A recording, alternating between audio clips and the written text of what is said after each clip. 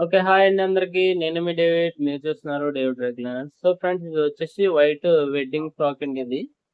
చూడండి ఇదైతే మనకి కస్టమర్ రెగ్యులరింగ్ అయితే ఇచ్చారు. చూడండి మరకలైతే ఉన్నాయి. ఫ్రంట్ చూసారు కదా! మీకు కింద కూడా బ్యాక్ సైడ్ గాని, కింద గాని చాలా మరకలైతే ఉన్నాయి.